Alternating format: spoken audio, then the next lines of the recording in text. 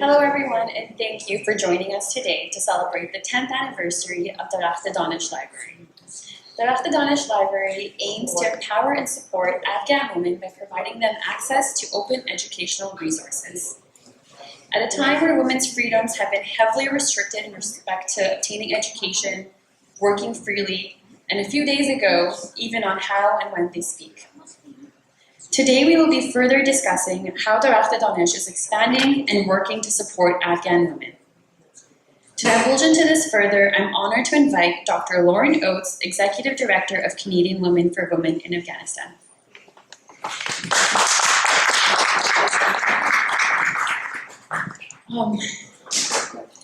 Well, firstly, I just want to start by saying a big tashakkur to our host tonight, to the Afghan Kitchen. We're very lucky to have this gorgeous venue and a little bit of their delicious tea and snacks. So thank you for hosting us. And thank you to all of you for coming out today and for celebrating with us. I think we need to celebrate these days. Yeah, there's lots happening, but there's lots of good things happening as well. So I'll go to my first slide. So what I thought I'd do is I just want to tell you a little bit about the origin story, I guess, of the library. And it may differ from the origin story that you'll hear from my colleagues. At this point, you know, we're enough years old that there'll be like different versions of the story out there and people remembering and misremembering things differently. So this is just my version, so I'll give that qualification. But it really started, you know, we're celebrating the 10th anniversary, so technically the founding of the library is in 2014, but it does go back a little bit further. And it goes back to a time when we started doing teacher training in Afghanistan, which was around 2008. And what we were seeing was teachers' struggles to access learning materials that they could use both in their classroom with their students and for their own professional development. So at that time, the majority of teachers were not professionally trained teachers, but they were working teachers. So they hadn't had the benefit of having gone to teachers' college. They didn't have libraries in their community. They didn't have access to the Ministry of Education's resources easily. And yet they were responsible for teaching students. And so what we wanted to do was to close that gap, to provide them access with high quality materials on the topics that they wanted to learn more about and to teach about in their own language. That was the key thing. Of course, you could find an abundance of materials on the internet for free, but not in the languages of Afghanistan. And so we looked around and said, well, what resources could we work with? And we saw that there were all of these multilingual Afghans all over the world who were capable of translating materials. So that was one resource. And another was technology, to use technology to give people access to many, many materials at once, freely and easily. And the idea was that investing in these teachers' knowledge and their access to materials would have an impact on the students they were teaching, and that we'd see better learning outcomes in the classrooms. So that was the original hypothesis. But what actually happened was we noticed once we got the system up and running, was that all kinds of people were using it, not just teachers, but there were students and a variety of other people. So we went with that, and my colleague might say more about that later, but I'll just go to the next slide and show you a little bit of a timeline, some of the highlights. So things started in 2008 with that teacher training work. But the pathway, the straight line that you see to 2014 was not a straight line at all. So we knew the concept, we knew what we wanted, and we went to a tech company and said, design us this online multilingual library for teachers in Afghanistan. We said what we wanted, and they came up with the first iteration. And it was not what we wanted. It didn't work the way we wanted it to. Didn't look the way we wanted it to, and so we went back and said, make these changes, and it still wasn't quite right, and then there were multiple iterations. At one point, we moved the entire platform off of Drupal to another kind. I won't bore you with all the technical details, just to say that it was a very zigzaggy pathway to actually just build the platform, and then we had the work of populating the library, of actually sourcing the materials, translating them, editing them, illustrating them, uploading them, before we could even think about promoting. So just to get to the point of having a critical mass of materials in the library took us to 2014, which is the official birth date of Dahmeen, when we actually launched. We had an event at the Embassy of Canada in Kabul to showcase the platform and start telling people about it. So it looks like many, many years, but we wanted there to be enough materials that when a visitor came to the library, that they wouldn't leave, that they would find what they're looking for, which meant that we needed hundreds of materials before we could launch. So it was a lot of work. So that brings us to 2014. And then we could start promoting. So now we felt proud of ourselves enough that we've got something in this library. Let's start telling people about it. And you'll see some images in a moment of how we did the promotions. And then in 2016, we came up with this idea to install the library in teacher college computer labs offline. And how we did that was, so the Ministry of Education had computer labs at, I think, most of the teacher colleges, or at least many of them, in the different provinces. They were all offline, they weren't connected to the internet. And so we set up a local area network. So the computers in the lab operated like they were on the internet in terms of being able to access our library. So eventually we were in 16 teachers' colleges. So all the teachers in training and the faculty members could use the library on site despite not having internet on site. Then in 2018, we were recognized for our efforts by the American Library Association and received the presidential citation. And in 2019, we added the first sister sites to the library. So our users over the years had been asking us for full courses.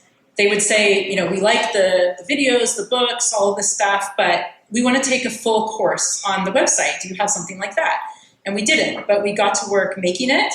And that ended up needing a platform to itself. So we built a second platform, which was called Dahmeen Courses, or DD Courses for short. And that's where our courses live.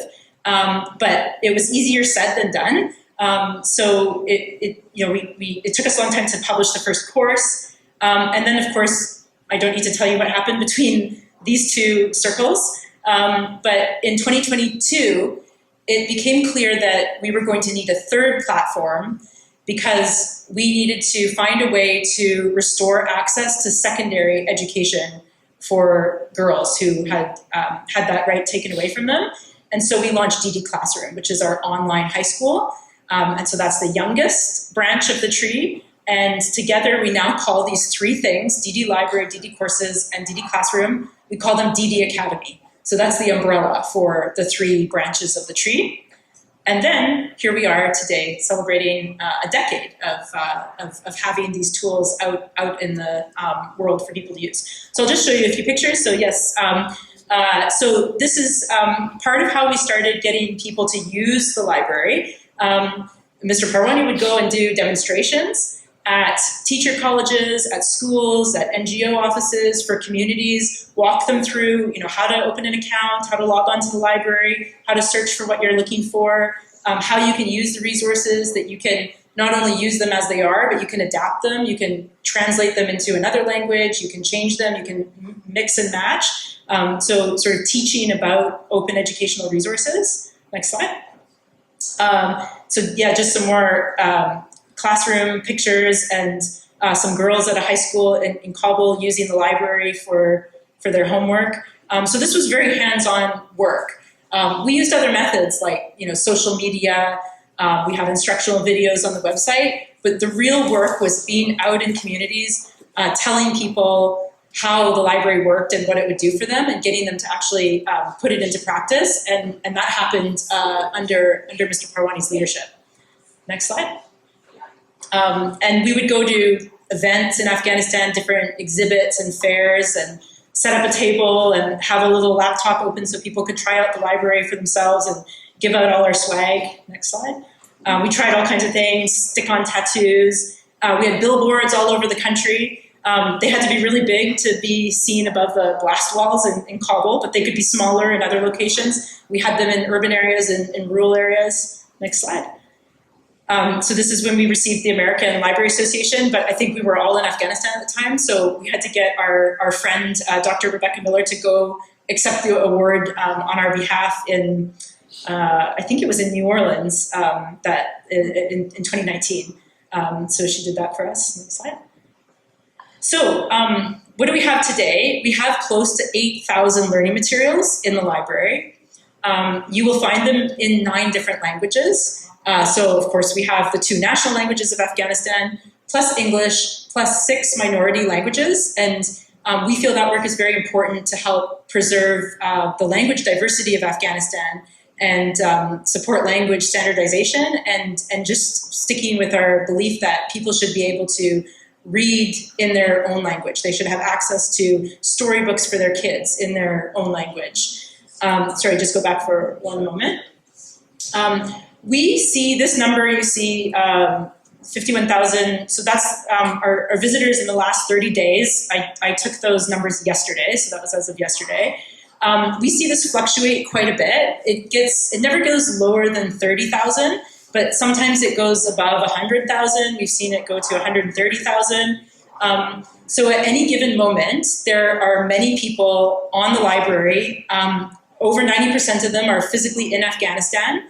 But they represent, as you know, Afghans are all over the world, so it's really fun to go in and look at the countries of the visitors in the last 30 days. But most of our users are actually in Afghanistan.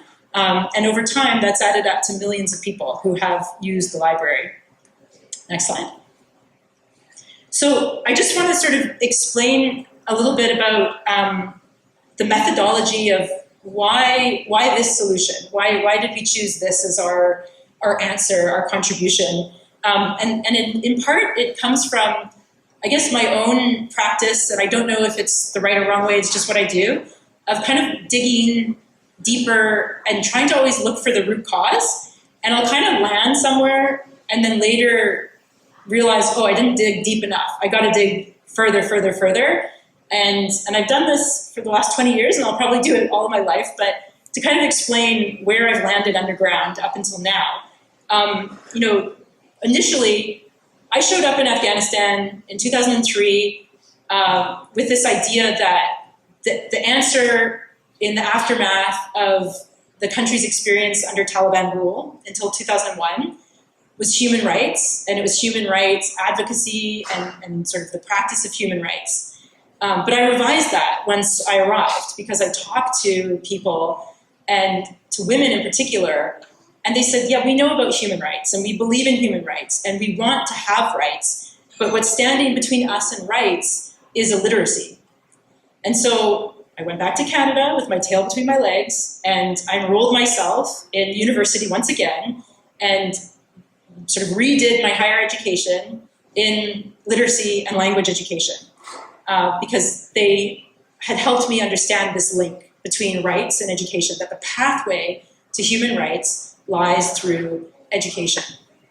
But then, after a few years, I started to understand that it was more than just, opening classrooms, getting kids in school, teachers back in teacher college, people in university, that it was all about the quality of education that people had. And what we were seeing often happen was kids were in school and they weren't learning anything. They were spending years in school and not becoming literate. And that's not an education. So quality, it became apparent that quality was really important. And eventually from there, that part of achieving quality of learning and teaching comes through the acquisition of critical thinking. And that supporting critical thinking and creativity had to be embedded across all of our learning programs. And that's where I've landed. So I'll keep you posted in a few years where I land, but that is hopefully a little bit of clarity on why this approach. Next slide. Okay, so if you'll indulge me, I just want to tell you a little bit about what we're doing right now and where the library sits in our programming. We've had a lot of changes in our programming over the past 3 years for obvious reasons. We've had to go through adaptation. We've had to, unfortunately, in some cases, stop some programming that became too risky. And we added additional new programming. So today, our Technology for Education program is our largest program because prior to 2021, it was complementary to traditional education. We could strengthen the education that people were getting in classrooms with technology. Today, it is the vehicle for education. So that required a pivot in our programs, and it required moving resources into the work we were doing already in virtual education. So I explained the three branches of the tree. Next slide. And you're going to hear more from my colleague about the library itself. So what I'll do is just tell you a little bit about our high school. So as I mentioned, we opened it in 2022 with a inaugural core class of just 2 grade 7 classes. So we had 50 students, and we thought we'd see how this goes. This was new for us. We had run a school in person, but not a full online high school before. And today, we're up to 524 students, and we're up to grade 10. Next year, we will add grade 11, and the year after, we will add grade 12, because we have to keep our students moving along. We use a hybrid curriculum, so our students study the Afghan curriculum for grade 7, 8, 9, and during that time, we're getting them ready to transition to the Ontario curriculum in grade 10. And the reason for that is that our students will graduate with an Ontario high school diploma because they can't receive a high school diploma as girls from the authorities in Afghanistan. So we needed another authority in another jurisdiction to make that possible. So we've partnered so that they get a Ministry of Education in Ontario certification when they graduate. And the students attend, it's synchronous, so they attend every day, 6 days a week, for several hours a day, and they're doing really well. Next slide. One of the other things we do is to support both our own students, but also the students of the many other programs out there who are doing virtual ed, is we help them with the hardware, because that can be a huge barrier. Women, from what we see, are not having a lot of challenges finding programs to enroll in, but they do have challenges in being able to pay for internet, to pay for a laptop or a tablet. They have challenges with electricity, so having something like a power bank can be really helpful. So remote communication assistance was launched in 2022, and individuals can apply and request a piece of hardware or 6 months of data to take a course online, and groups can apply as well. So schools or other organizations that are running programs with larger number of students can apply there. Next slide. We've continued our scholarships program. We saw a pause for a few months where it was uncertain, what was going to be accessible to people, and then we saw a huge spike in applications for our scholarships to cover higher education costs for women and girls. Next slide. So I'll just give you a little bit of some of the metrics of those 2 programs I just mentioned. So in our remote communications assistance, which launched in 2022, we've been able to support over 4,000 women with devices or data, or sometimes a combination. And just in this year to date, we've made 1,183 awards. And the most common request by far is for internet connectivity, followed by devices as the second. And in the Shafia Fund Scholarship Program, which is an older program, we have awarded 390 scholarships, and we have processed 370 applications this year. So of course, not everyone is approved, but that's the number of applications that have come through this year. And the most common request is for course fees or tuition. Next slide. One of the areas in which we support people with humanitarian assistance is our Learning Plus Basket program. So I've included this because it shows you how we had to adapt. We are not a humanitarian organization. We're not an emergency organization. We're doing more development work. But the reality in Afghanistan, people are struggling to feed their families. So we had to find a way to meet that need. So what we did was combined our work in education with humanitarian assistance. And so previously, before 2021, we were distributing what were called learning baskets directly to households. We started doing that during COVID when kids stopped attending schools. We brought the school material to them in these learning baskets. And then we added food assistance and depending on the season, winterization supplies, other things to support them with their day-to-day needs. And we just changed the name to Learning Plus Baskets because it's learning plus the food. Next slide. Okay. Yep. Sorry. All right. We also do lots of public engagement and advocacy work here in Canada. And I'll just highlight one initiative on that front, which is our campaign to engage Canadian universities and colleges in helping restore access to higher education for women. So we ask institutions to take one or more of these 6 actions. As much as possible, we push them to open up whole degree programs to women, or at least diploma or certificate programs, offer scholarships, recognize women's prior learning so they don't have to start all over again when they start at a new institution. So we made a toolkit for them, and our team members engage with universities and colleges and help them action these items. And my colleague Kimmy is here. Advocacy is one of her areas of work, and she's a great resource if you have more questions about this area of our work. That's just one thing we do in the advocacy program. Next slide. There's a lot happening that doesn't get heard about because it can't easily be shared.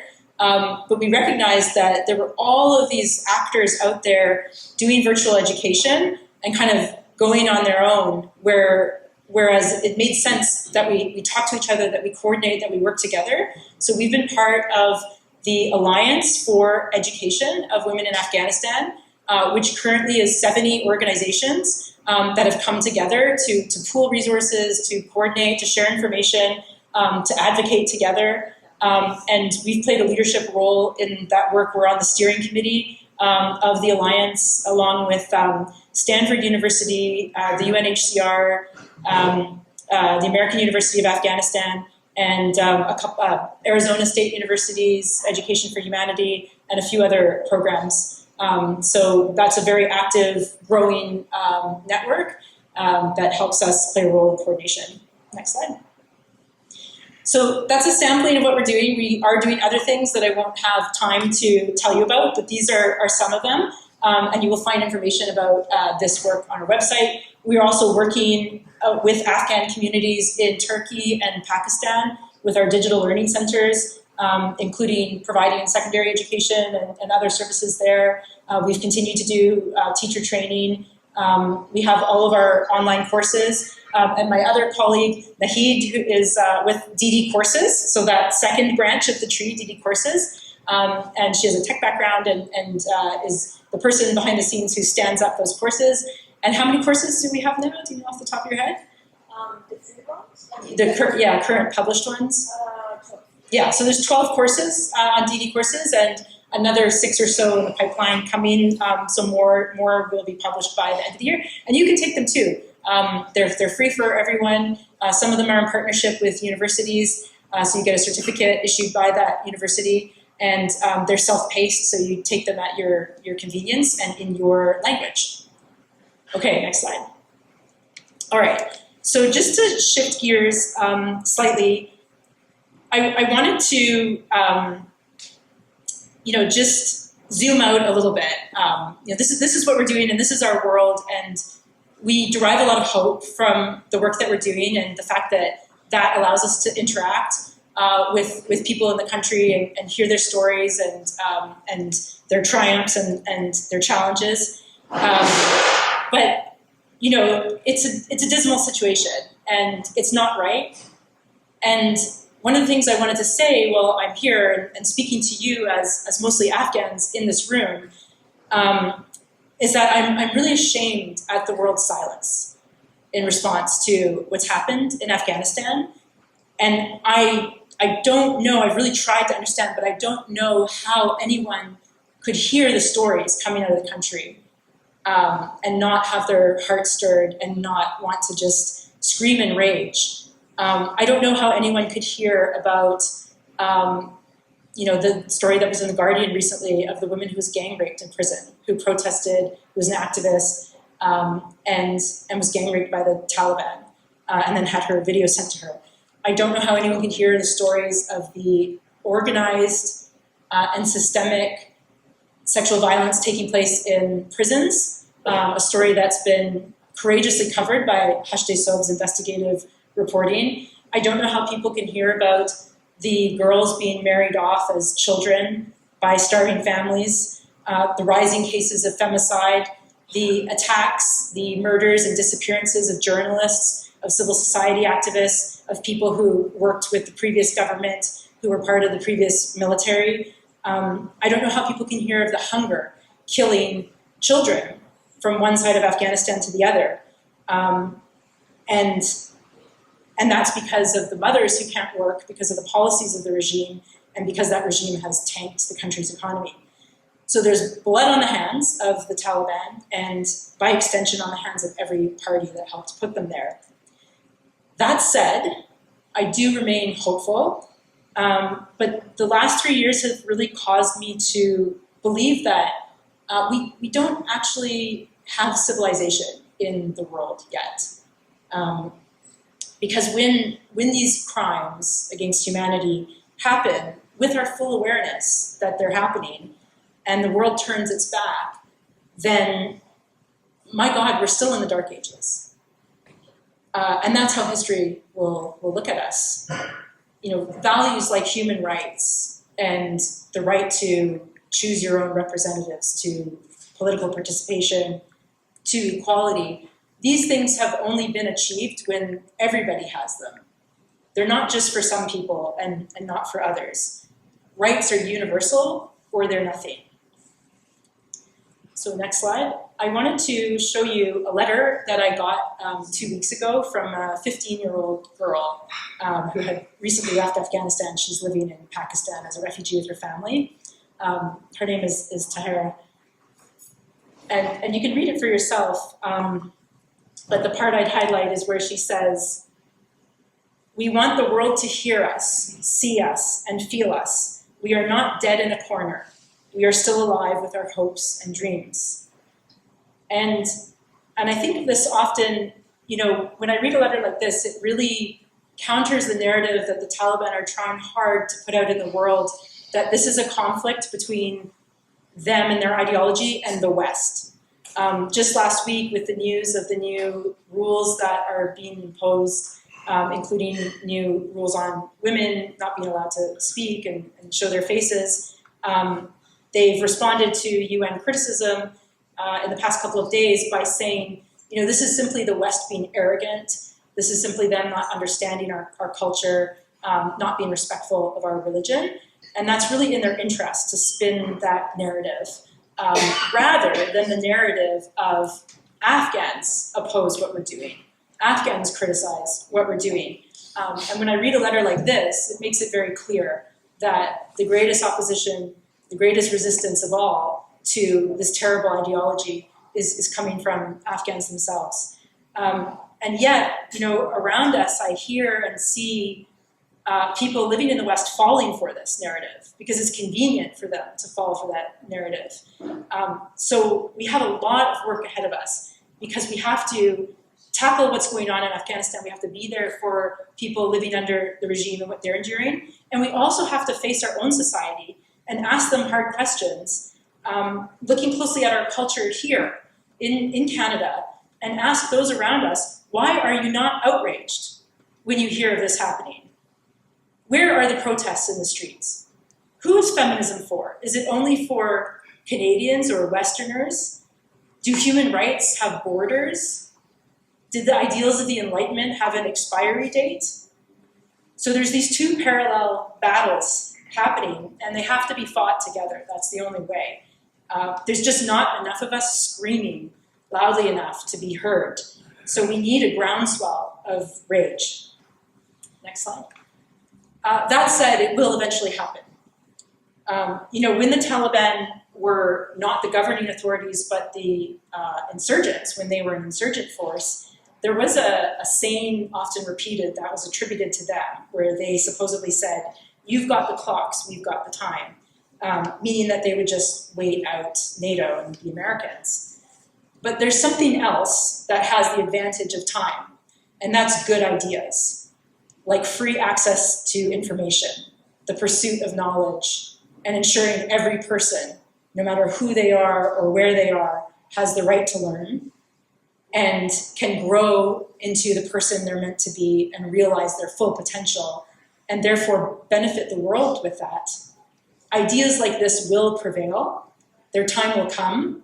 It can be later or it can be sooner, but it will come. So we have time too, and now we'll wait them out. Thank you.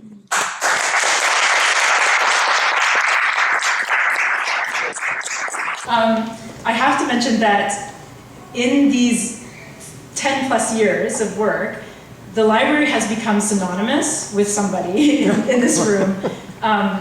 He's taken it as his own and made it into something that I never dreamed could be as successful as it is. And it just seemed impossible to find that combination of someone with who was a polyglot, who had all of these language skills, who had all of these editing skills, who had an eye for quality, who knew both the culture of our audience, but also the hybrid culture of our translators and the culture here, and who would work so hard and so diligently to build this library. And when you see those numbers, those nearly 8,000 resources that we have in the library and the millions of people who have benefited from them, that all the credit goes to Mr. Parwani.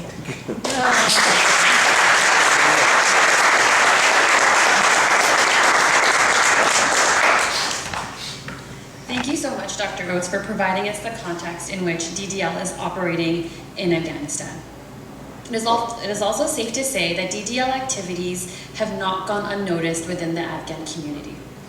We're now going to invite Ustad Mas'ud head of Religious Affairs Committee of Masjid Omar bin Khattab, to further share on DDL's impact within Afghanistan.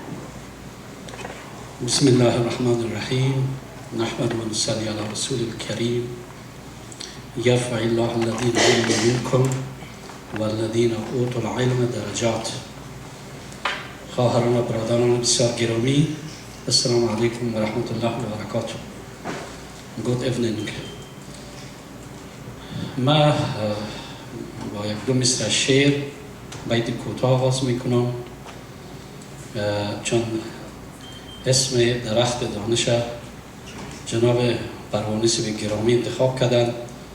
اسم با مسمای است که از یک شعر متول حکیم ناصر قبادیانی بلخی اینگی استخراج شده و استفاده شده که عقل و جا و نام بسیار نیکو بر یک کار فرهنگی و علمی. نیکوهاش مکن چرخ نیلوفری را، برون کن ز سر، برون کن ز سر باد خیره سری را. درختت اگر بار دانش بگیرد، درختت اگر بار دانش بگیرد، دیگه شب برادر اگر یاد دارم برای بگویم و زیر آوری چرخ نیلوفری را. من خواستم یک سم گرفته شد. واقعا جناب پروانیس نام بسیار با مسمى انتخاب کردید. درخت دانش یک ترکیب بسیار و زیبا و مقبول از درخت و دانش. من افتخار میکنم به این نامی که جناب پروانیس به گرامی انتخاب کردن و من مفتخر به این هستم که از زبان شیوا و ادبیات بسیار پربار فارسی استفاده کردن و امروز ما از او حظ میبریم از اسم درخت دانش. افتخار با آقای پروانیس. خواهران و برادران بسیار گرامی، باز من به خاطر ازی که سهم خود ادا کرده باشم یک شعری را بسیار کوتاه خدمتتان میخوانم که من گپای خود در شعر اکثرا بیان میکنم. در بیان مفصل وقتش نیست. تا توانی قلمی میتراش که متاسفانه قلم ما تراشیده نتونستم و جناب آقای پروانی و همکارانشان دکتر اوتس با افتخار تمام این قلم را تراشیدن و قلم ها را تراشیدن تا توانی قلمی میتراش بر نتوانی کاغذی میخراش. ما از آن جمله کسایی هستیم که تا کاغذ هم خراشیده نمیتونیم. در برابر عظمتی که این درخت دانش داره متاسفانه ما کاری نکردیم. ما باید کاری میکردیم که حداقل اگر قلمی تراشیده نمیتونستیم برای کشور کاغذی رو میخراشیدیم که تعامل متاسفانه ما تنها ما و امثال ما متاسفانه انجام ندادیم برای کشور، برای سرزمینمون، برای دختران و زنان کشورمون، برای پسران کشورمون. بازم با قولی حضرت مولانای بلخ دوست دارد یاری ناشفتگی، کوششی بیهوده به از خفتگی. ما شخصا فقط یک کوششی بیهوده انجام میتونم. دعوت میشم، دوستا لطف میکنن، آقای پروانی مرحمت کردن که برای دعوت کردن. فقط هم کوششی بیهوده خود انجام میتونم. امید است که حداقل ما بتونم که با این کوششی بیهوده خدمتی کرده باشم در راستای علم، ادب، فرهنگ، تاریخ و جغرافی کشور. فقط به این اساس است که ما حاضر میشم و یک چند کلمه را که حداقل یادم ندارم او را من اینجا میگم و شما لطف میکنین، مرحمت میکنین، نادیده میگیرین، اغماض میکنین و مرا مورد ملامت قرار نمیدین دیگه به خاطر دلایل مشخصی که ما دارم. به این اساس ما بازم یک آیه مبارکه را بسیار کوتاه. قرآن میگه اقرا، بخوان. اقرا، بخوان. انگلیسی میگه اقرا، رید. اما طالبان چی میگه؟ طالبان چیست؟ طالبان چی میگه؟ طالبان میگه لا تقرا. Do not read. نخوان. Which one is correct? Read or not read? یک سوال است. به نظر شما کدامش درست است؟ read. درست است؟ در طالبان چی میگه؟ Do not read. متاسفانه. ما در این منزله قرار داریم. Our prophet محمد صلی الله علیه و سلم says اطلب العلم ولو کان فی الصین. شما علم را جستجو کنین ولو در چین باشد.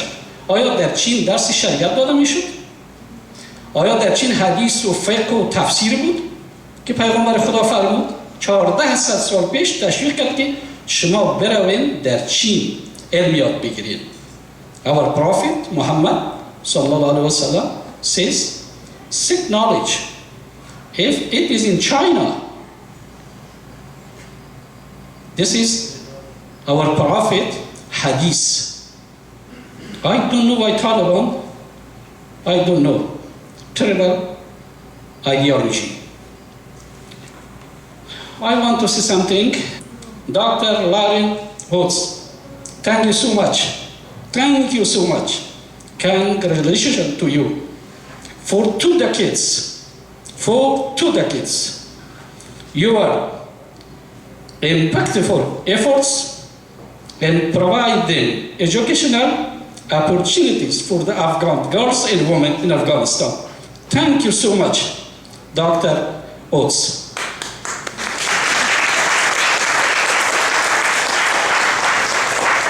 Dr. Laarin Oates, we always remember you. We always remember you. We never forget you. We never forget your sacrifice, your impactful efforts for girls and women in Afghanistan. Thank you so much. Once again, thank you so much, Dr. Oates. ما گپای خود زیاد دراز نمی کنم. فقط یک بار دیگر تشکر و سپاسگزاری از آقای پروانی. Thank you so much, Dr. Oates. دوستان عزیز، ما یک لوح تقدیر دارم به این مناسبت برای Dr. Oates. I have a certification of appreciation for Dr. Laarin Oates. Please, Dr. Laarin Oates.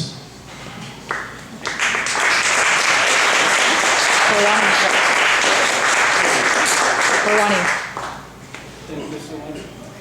Thank you. Thank you so much. Thank you so much.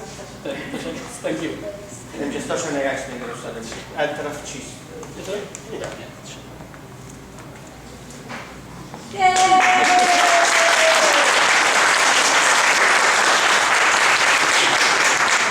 Thank you so much. This is an extraordinary honor. I'm very humble. And I share this with all of our team at Women for Women. It's been a group effort. And I thank the Afghan community for all the support and trust and enthusiasm. Many of you are volunteers with us and supported us over the years, and that's been so encouraging. Yeah, I actually am speechless, which usually doesn't happen to me. I'm just kind of stunned, so I'm going to go sit over there and just kind of soak it in. Thank you. You deserve it.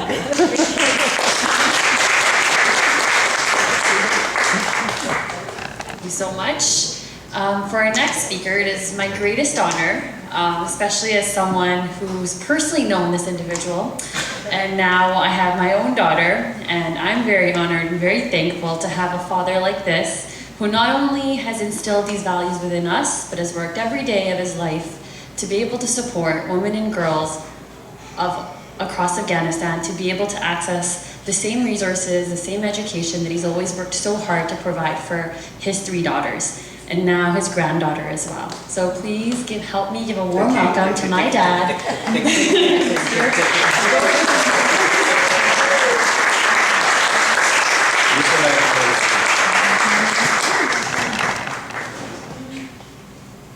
دوستان عزیز سلام. خسته نباشین. تشکر از اینکه تشریف آوردین و میفهم بسیاری از راه بسیار دور تشریف آوردن، زحمت کشیدن. یک جهان تشکر. I want to try to be bilingual. Ladies and gentlemen, thank you very much for coming. Thank you very much for being here. اوکی، من نمیخوایم وقتان زیاد بگیرم، فقط میخوایم کوتاه معرفی بکنم کتابخانه درخت دانش و اینکه چی چیزایی داره، چه رقم میشه از این استفاده بکنیم. تاریخچه لارین گفت، she already said how درخت دانش was established and what journey we so far we have been had and where we are going, to which directions. یک چیز بسیار مهمه که در مورد کتابخانه درخت دانش بود که چرا ایجاد شد از یک نکته کلان بود و این بود که وقتی که در دارالمعلمین‌های افغانستان کار میشد و کار میکردیم، یک نکته بسیار مهم متوجه شدیم و این بود که مواد درسی برای ارتقای ظرفیت مسلکی معلمین در افغانستان متاسفانه وجود نداره. مثلا شما شهر مزار شریف میرفتین که یک وقت کتابخانه خوجندیان ازی مثلا در سالهای 355 خورشیدی به نام بود، حتی از او طرف رودامو می آمدن کتاب می گرفتن، می رفتن کتابخانه خوجندیان به 1/4 از اون تقسیم شده رفته. در لغمان من کتابخانه قطعا ندیدم، کتاب فروشی ببخشید ندیدم، کتابخانه در بسیاری شهرهای کابل نیست. در چارکار شهر خود ما که از کابل بسیار کم فاصله داره شما کتاب فروشی درست نمیدیدیم. و من تو در بسیار شهر دیگه خب معلم نمیتونست مثلا کتاب ارتقای ظرفیت مسلکی خودش پیدا بکنه و چرا کم میتونست درس بده و در حال کتابای معرف هم میفهمین شما کمگیش نظر و فساتگی بود سودا میشد به دست شاگردان میرسید. به هر حالتش اگر کتاب ها میامد یا از ایران میامد که الزاماً با نصاب درسی افغانستان مطابقت نداشت و به درد معلمین ما نمیخورد یا از بازار قصه‌خوانی فشار میامد که بیخی داستان خودش داره. و اگر احیانا کتاب ها می بود ماشی که معلم داشت $120 در یک ماه و او را بعد از 3-4 ماه می گرفت، توان خریدم کتابی را نداشت، توان از امون نداشت که در کتاب بخوان. برای یکی از راهی بود که همینطور یک چیز ایجاد شد، یک کتابخانه آنلاینی که رایگان مواد آموزشی را در اختیار معلمین و شاگردای یا دانش آموزان در سراسر افغانستان قرار بده و در پالی از او بدون هیچ گونه به اصطلاح محدودیت یعنی کاپی رایت یا از این گپا. برای حالت همو از همونجا شروع شد و بالاخره قسمی که لارین گفتن تا اینجا رسید و حالت کتسه شاخش است. کتابخانه درخت دانش به یمن همت یک تعداد والنتیرای بسیار زیاد یا رضاکارایی که در اطراف جهان بودن از همون وقت تا به حال هستند شکل گرفت مواد ابتدایی از این 3-4 سال اول فقط به اساس کار رضاکارانه به وجود آمد. انسان‌های فرهیخته که زبان بلد بودن، از زبان انگلیسی به زبان فارسی به زبان پشتو به زبان ازبکی، اینا مطالب زیاد ترجمه کردن در کتابخانه آمدن. من برای اینکه وقت شما رو نگیرم فقط میرم طرف کتابخانه و در جریانش بعضی دوستایی که تشریف دارن در اینجا کمرای ما میشه همکار بودن که من قلبا همیالا ازشان سپاسگزار هستم. نامشان میگیرم بعد از اگه خواستن با صحبتان بکنن مایک در اختیارشان است. ما شما مایک فلور داریم؟ اوکی تشکر. بله. خب کتابخانه اصلا قسمی که لارین گفت اکادمی درخت دانش است. درخت دانش اکادمی. وقتی که وارد کتابخانه اکادمی درخت دانش میشیم، یا میتونیم بریم کتابخانه بریم، یا میتونیم بریم مثلا کورس‌ها بریم، یا صنف‌ها بریم. من فقط این اکچوال بسیار So a very short and quick presentation of درخت دانش اکادمی, how we can use it. So درختدانش.org. When we open it, we see درخت دانش library, we see درخت دانش classroom, we see درخت دانش courses. Here we can change the language. We can choose Farsi if you want, or we could choose Pashto if you want. به هر دو زبان میتونیم بر 3 زبان انتخاب بکنیم. مثلا وقتی که آمدین اینجا وارد کتابخانه میشیم. درخت دانش کورسونه تا ننوتلاب در ایجا خود کورس ها آمد. ما چون میخوایم کتابخانه بریم وقتی وارد کتابخانه میشیم. این صفحه خانه است به حساب. در اینجا ما شما میبینیم که تمام کاتگوریایی که وجود داره، ریاضیات، هنر و انسانی علوم، کارآفرینی، تکنیکی و مسلکی تعلیمات، دزمک پیژندن. یک چیز بسیار مهمه که در مورد کتابخانه ای است که در ابتدا مطابق به نصاب تعلیمی وزارت معارف افغانستان عیار شده بود. یعنی از پیش از کودک مکتب، یعنی از دوره کودکستان تعلیمات قبل از مکتب تا تحصیلات عالی و تکنیکی و مسلکی و به می حساب بود و قرار هم بود که بعد از یک مدت کتابخانه سر پای استاد شد. نظر به تفاهمی که بود کتابخانه مکمل به وزارت تعلیم و تربیت افغانستان آموزش پرورش داده شد که بتونه در دارالمعلمین های افغانستان تدریس شد. بعدش منابع ویژه انتخابش و استوری ورک بود بسیار خلاصه میگم. در اینجا ما در قسمت بالا که میبینیم زبان فارسی، پشتو، ازبکی، منجی، یکی از زبانهای پامیر، نورستانی، ساوجی، یکی از زبانهایی که در کنر و در سوات پاکستان فعلا تکلم میشه. مطابق اسنادی که وجود داره احتمال داره در حدود 62,000 نفر در این صحبت بکنه و شغنانی طبعا میفهمین و زبان پشه‌ای. به این زبان ها کتابخانه نشرات داره. مثلا من میرم زبان ازبکی را کلیک میکنم، میبینیم که کتابخانه ازبکی میشه. وارد کتابخانه میشم، مطالبی که با ازبکی وجود داره میایه و این نگفتنمانه که ما در ظرف یک نیم ماه گذشته 30 کتاب داستان کودک از زبان انگلیسی به زبان ازبکی ترجمه کردیم و در کتابخانه به نشر رساندیم. غیر دیگه موادی که وجود داره. We have translated 30 children's story books from English into Uzbek in the last 30 days and published in the library. So Uzbek is one of the minor languages of Afghanistan. دلیلی که ما زبان‌های ساوجی منجی یاد گرفتیم که نظر بر ارقام و احصایی که راه شده در 25 سال گذشته ما 2 زبان در افغانستان از دست دادیم. متاسفانه منقرض شده. یعنی آخرین گویندگانشان مردن، فوت کردن و زبان دیگه گوینده نداشت که بیاید.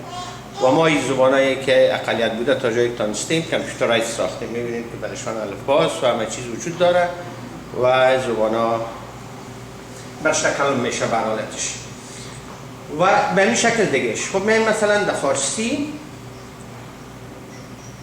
این آخرین مطالبی است که دیگه نشر شده. شما در طرف دست راست میبینید که 3 کاتگوری داره: موضوع مطلب، نوع مطلب، سطح منبع. به این 3 کاتگوری موضوع تقسیم است. مثلا شما میخواین در مورد تاریخ ببینید چیزی، شما تمام مطالب تاریخی را میبینید که دیگه هست.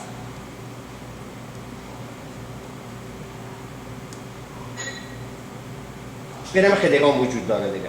در هر صفحه که شما میبینید 33 مطلب هست دیگه. نمیره زر برم کنین نمیخوام مطالب تاریخ وجود داره. از تاریخ بیهقی شروع مثلا تا چیزی که هست. مثلا تاریخ افغانستان مشخص بازی زیر مجموعهش هست. رسانه‌های افغانستان مثلا میخواید ریاضیات برین.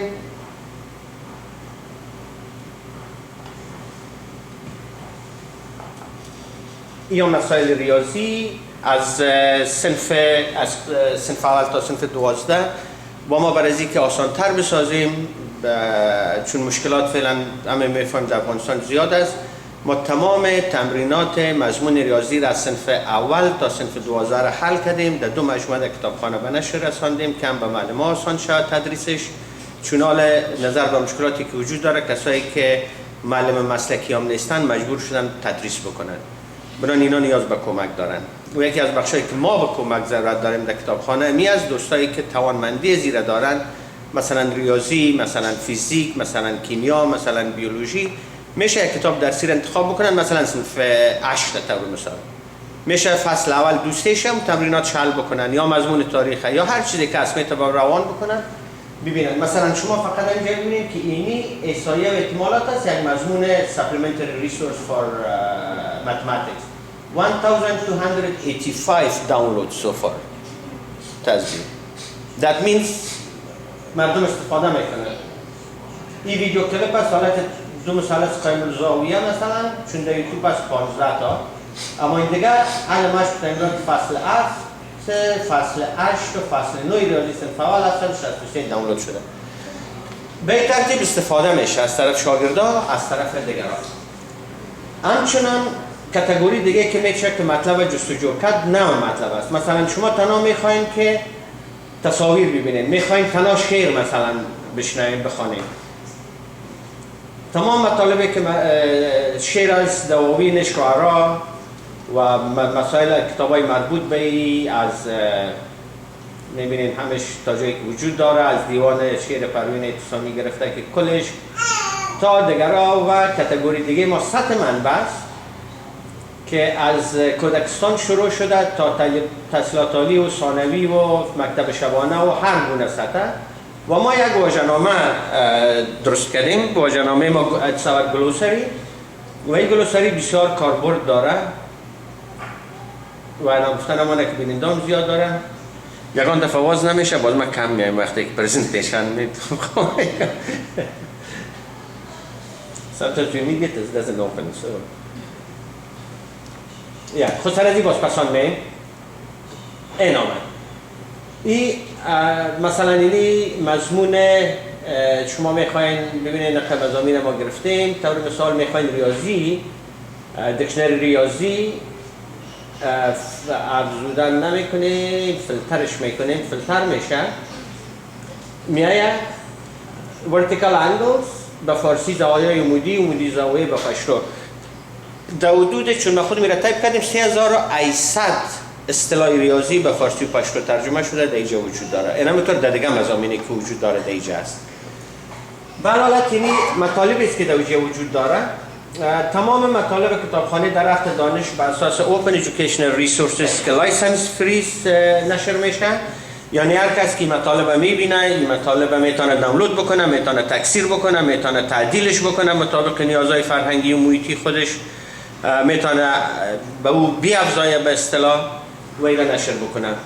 همچنان چون به اساس قانون Open Educational Resources یا منابع باز آموزشی فعالیت میکنه، اخلاقاً کاربری که استفاده میکنه اگه توانش داره میتونه بیافزایه مطلب خود دهی. بنان ما پیشنهاد مطلب کتابخانه داریم که کاربر میتونه خودش مطلب خود بانه، فقط 3 مرحله بسیار ساده داره میگیرن. یک گپ است که ثبت نام ضرور است به خاطر که مطلب دانلود بکنیم، چون ما میخوایم ترک کنیم به اصطلاح که نیازمندی ها را ببینیم که چی مطالب ترک میشه و این بسیار ساده است، میتونیم فقط بسیار خلاصی را بگیریم.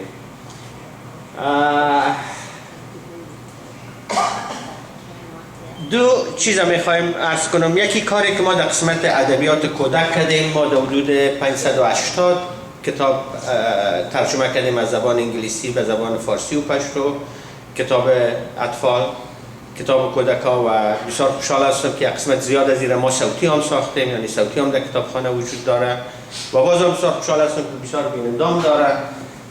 مثلا اینجا در خانه که میرم در کاتگوری ها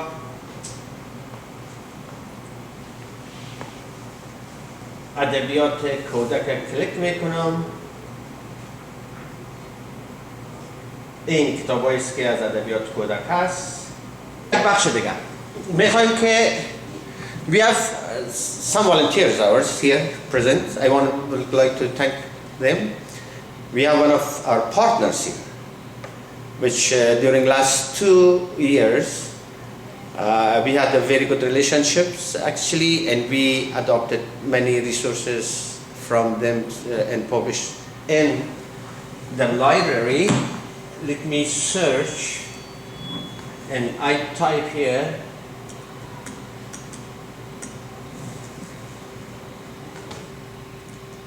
Hamiari.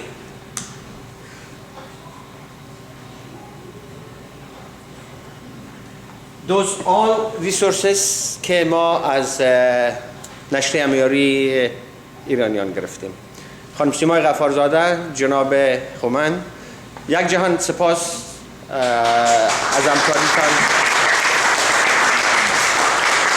خصوصا هیچ وقت یادم نمیره که گیاه غذایی و تغذیه گیاهی که زیاد فرهنگش ما زیاد افغانستان نداشتیم. جناب اوتس بسیار خوشحال بود که نشر شد، زنگ زد، تشکری کرد، در کتابخانه شما تو یک چیز نشر کردی. بازم let's congratulate Sima Jan. She was awarded today, just came from that ceremony with the Charles III Award for BC. Congratulations.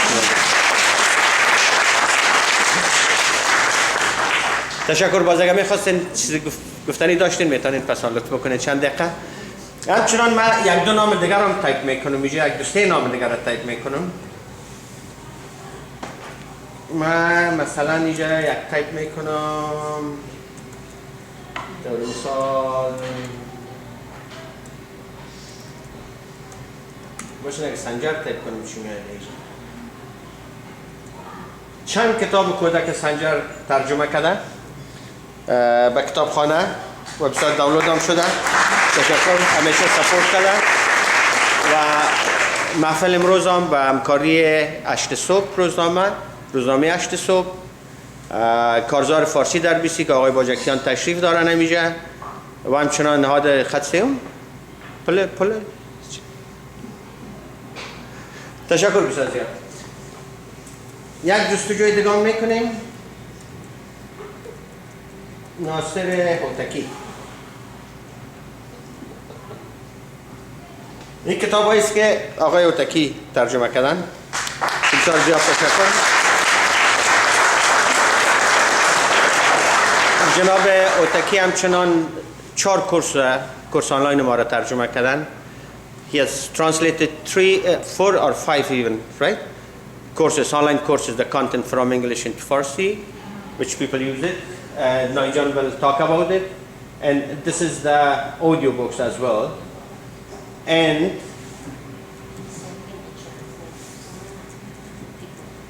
one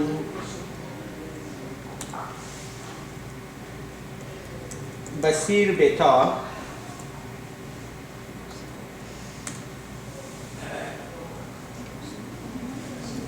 سه بس خود بسیار وقتا در ریسرچ نمیمه چون چرا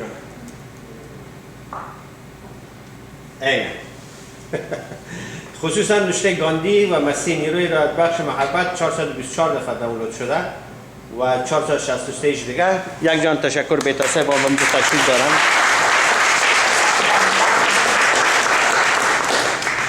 و یک تشکر خاص از جناب مهندس حسینی صاحب معین وزارت شهرسازی و مسکن افغانستان که همیشه همراه کتابخانه همکاری داشتن.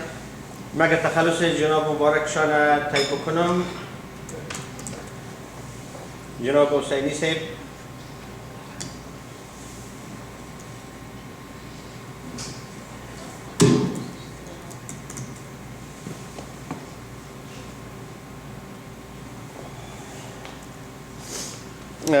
Mr. Hussaini designed Afghanistan's parliament, the whole construction with Indian engineers, and he published in DDL the whole maps of it and all the construction site and everything and activities and many more kind of resources. Thank you very much. Tashakkur bisar ziyad. So now one thing for sure we know that the map and all the stages and everything that he made will never lose. We will never lose it because it's a DDL. Let's Taliban burn it out, but it's all there, right? So we have to. And that's it. Thank you very much, everybody. Thank you very much for listening. So we will be having a chance to just hear a little bit from our volunteers, our friends. But before that, I would like to ask my dearest colleague, Naib Tahiri, to just introduce DD courses. تشکر بسیار زیاد ببخشید سرتان رو بدر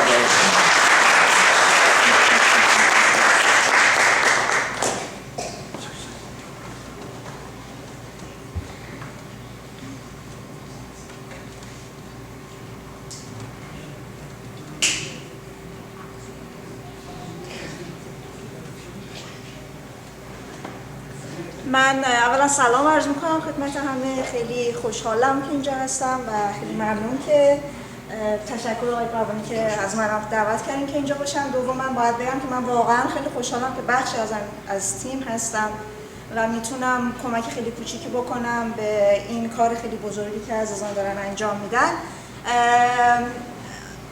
I try to be bilingual as well, but I can go back and forth.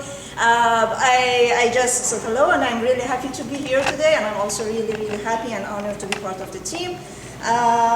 Today's celebration is mostly about DDL, the library, but I'm just going to quickly talk about courses as well.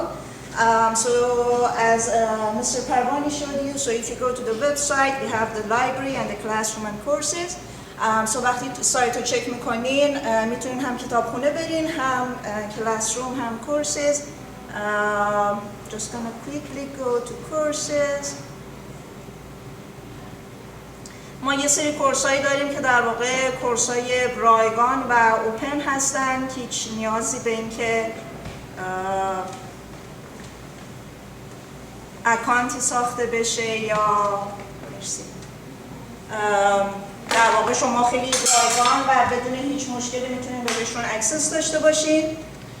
اگست DD courses. این کورس ها یه سریش توسط خود تیم دیولپ شده، یه سری کورس ها در واقع با توسط یعنی با همکاری با پارتنرها دیولپ شده مثل UBC یا کوینز یونیورسیتی. اینا در واقع همکارایی هستن یا ترد پارتیایی هستن که ما داشتیم و کمکمون کردن برای دیولپ کردن این کورس ها. So if you go to the main page of the DD courses, you should be able to see all the courses. And these are the courses that they are open, so you can just access them as a guest. The only thing that we need to have is an enrollment form, and the information that we collect in the enrollment form is just for our records. So فقط جهت این که ما بدونیم چند نفر کورس رو گرفتن یا در واقع چه کسایی هستن، خانم هستن، آقا هستن، تو چه رده سنی هستن، ما یه سری اطلاعات جمع میکنیم، ولی اینها فقط برای رکوردینگ خودمونه و قرار نیست جای استفاده بشه یا هدف دیگه ازش نیست.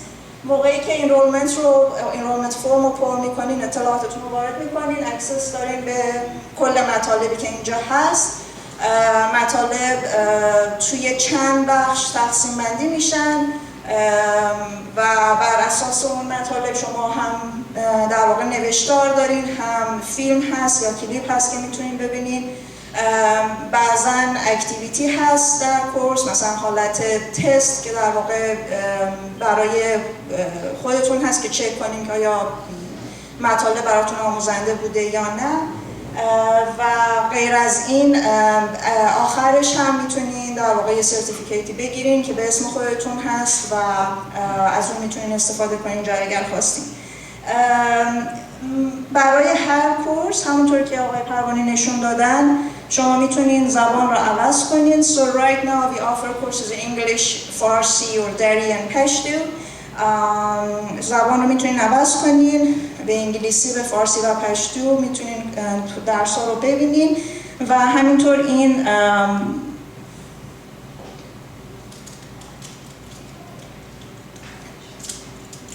اینجا به شما نشون میده که کلا چند ساعت طول میکشه که مثلا شما درس رو بگذارونین و تمام مطالب رو مرور کنین که بهتون در واقع ایده‌ای میده که چجوری میخواین از درس استفاده کنین، چون درس ها در واقع معلمی وجود نداره و این برای خودتون هست که با زمانبندی خودتون پیش برین و بتونین در واقع ببینین که که میتونین درس رو تمام بکنین.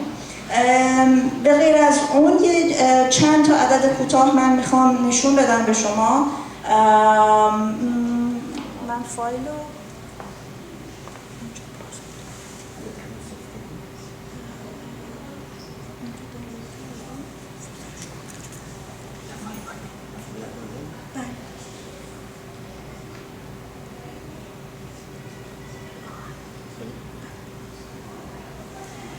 خیلی کوتاه این عددهایی که اینجا میبینین در واقع خیلی عددهایی هستن که ما اخیرا گرفتیم از درسایی که کاملا فری اکسس هستن و کاملا اوپن هستن بدون هیچ لیمیتیشنی شما میتونین اونا رو داشته باشین.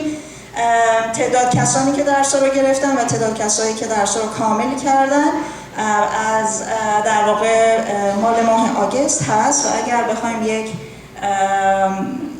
مقایسه‌ای بکنیم می‌بینیم که از اول ژانویه امسال تا الان تعداد کسایی که درس‌ها رو گرفتن و تعداد کسایی که درس‌ها رو کامل کردن به صورت در واقع افزایش پیدا کرده که خب فکر می‌کنم نشونه خیلی خوبی باشه از اینکه تعداد آدم‌های بیشتری هر کجا که هستن تونستن این درس‌ها رو استفاده کنن و در هر صورت ازش لذت ببرن.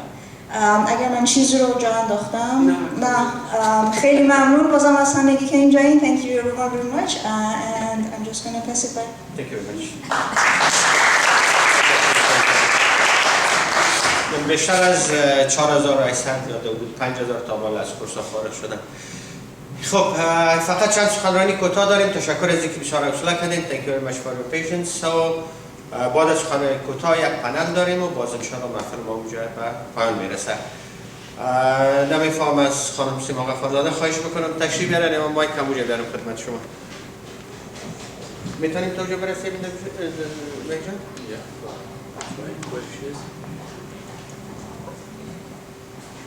Chief Editor of Hungary newspaper, our partner. Hello everyone. I go in English.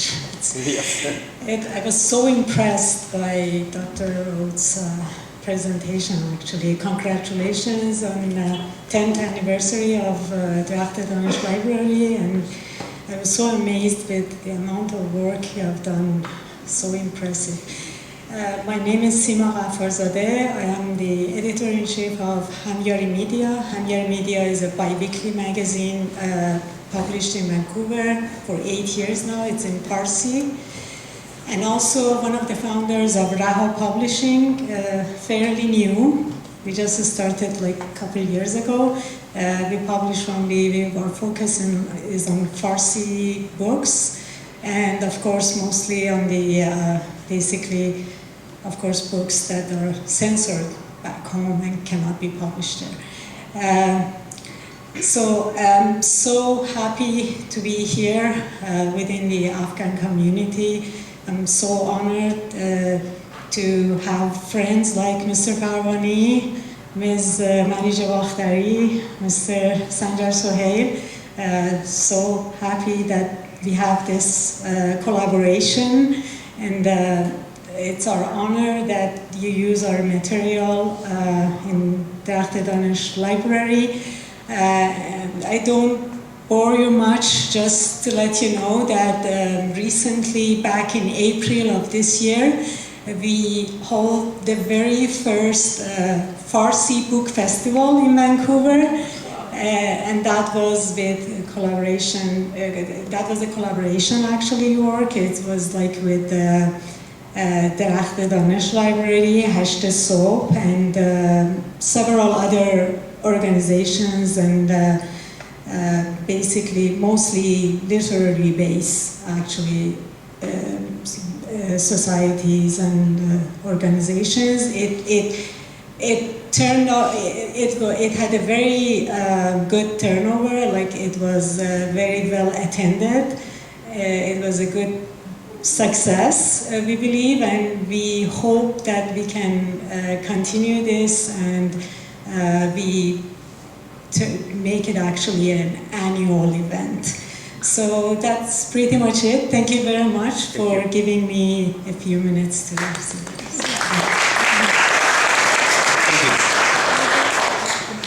از جناب بیتا صاحب دعوت میکنم که چندین سال است که به عنوان رضاکار ابراهیم همکار هستند در ترجمه کورس‌ها و همچنان در ترجمه مطالب علمی و همچنان از نوشته‌های خودشان. یک دو نقدشان چاپ شده در کتابخانه در قسمت داستان‌های خانم امیرای قاجاری است، فکر می‌کنم درسته؟ مهربانی از تجربه خودشان بگید. So I'm following the footsteps of Mr. Parwani. I'm going to switch to Farsi to kind of appreciate the vibe and the space. I'm switching to Farsi because you all know about my story. داستان ما برمیگرده به سال 2014 وقتی که آشنایی ما با نهاد DDL سال 2014 بود و اون 19 نفر دیگه تصمیم گرفتیم تجربه چادری پوشیدن رو پیدا بکنیم و چادری پوشیدیم و سر کار رفتیم. تجربه بسیار جالب و پرمعنا در این حال ترسناک بود و دلهره برانگیز. بعد از او آشنا شدیم با خانم لارین و صحبت کردن، گفتن که چی جالب آمدن یک مستند، بخشی از مستند کسایی که حمایت از حقوق زنان میکردن اومدن ما مصاحبه کردن و بعدی بهانه‌ای شد تا آشنا شویم. ما یک دوره آموزشی تفکر انتقادی را گرفته بودم با یکی از دانشگاه در کالیفرنیا و بعد گفتن که خوب است، جالب، شما تفکر انتقادی تدریس میکنین. در خانه فرهنگ مسئول خانه فرهنگ بودم، در این زمان تفکر انتقادی تدریس میکردم و با این یک زمینه‌ای شد تا آشنا شویم با نهاد DDL و بعد از او تجربه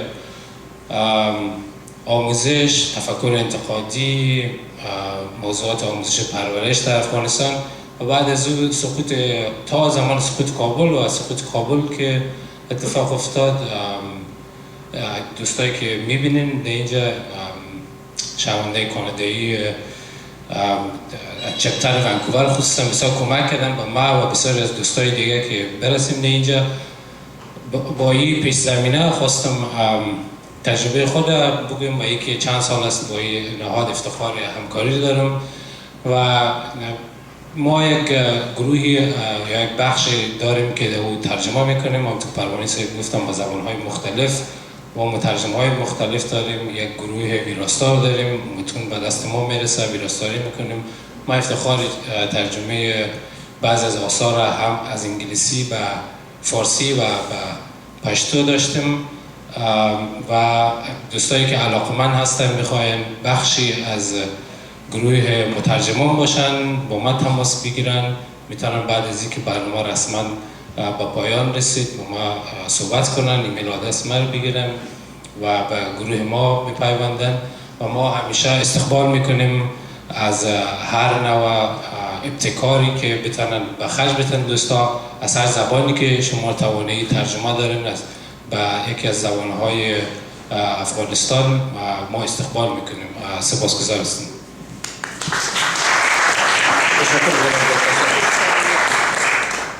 از جناب موین صاحب، جناب سیدی صاحب تقاضا میکنم که یک چند کلمه اگر لطف بکنن. مایک میتونم همونجا بیارم جناب سیدی صاحب.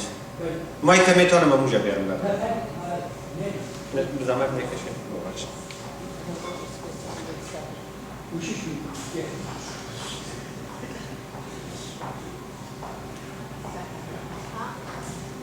بفرمایید. دوستان بزرگوار، السلام علیکم و رحمت الله و برکاته.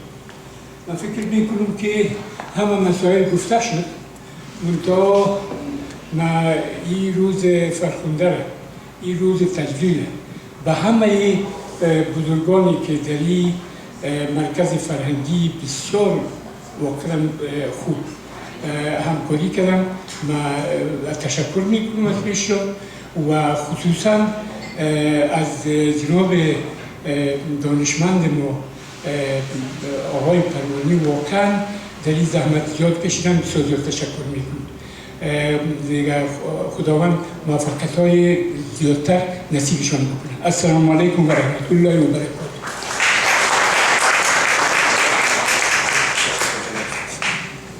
خب کم کم به پایان برنامه نزدیک میشیم. به قسمت اولش یک سخنرانی دیگه داریم، بعد از او باز طرف پنل میریم بخیر. در پنل امروز ما جناب استاد محب، دانشمند بسیار عزیز محترم و گرامی ما تشریف دارند، دکتر لارین اوتس هستند و همچنان جناب استاد بسیار عزیز ما استاد سمیم تشریف دارند. سر 3 نکته بسیار مهم صحبت میشه در این پنل و بعد از او باز به صرف یک عصریه دعوت هستین و بعد از او باز خلاص میکنیم. نهاد کارزار فارسی در بیستی از 2 سال به طرف و ابتکار جناب امیر باجکیان آغاز شد و بعد از او دوستان دیگه هم طبعا سهم گرفتن و موفق شد که اولین بار در ایالت بیستی زبان فارسی را شامل نصاب درسی مکاتب فارسی بسازند. خب با چالش‌هایی که باز جناب باجکیان خودشان میگن و یک کار بسیار بزرگ بود، چون در نصاب درسی ایالت بیستی مثلا زبان کوریایی، زبان پنجابی، زبان ماندرین اینا به عنوان زبان انتخابی وجود دارند. با وجود کثرت به اصطلاح نفوس فارسی زبان‌ها در شهر در ایالت بیستی نیاز به می احساس میشد که ایام شود و یک قدم بود دیرا برداشته شد که برای ما و شما بسیار از این لازم اهمیت داره که بتانیم کم کم میبینیم تعداد وطنداره ما به زبان پشتو هم صحبت میکنن زیاد شده و ایام یک ضرورت است که در این قسمت هم توجه شود که مثلا عینی درخواست شود. البته برای یک کار بسیار بزرگ بود. من از جناب باجکیان که همیشه کارهای فرهنگی را در بین جامعه ما همیشه برای ما همراه بوده، همکار بوده و کمک را دعوت میکنم که تشریف بیارن.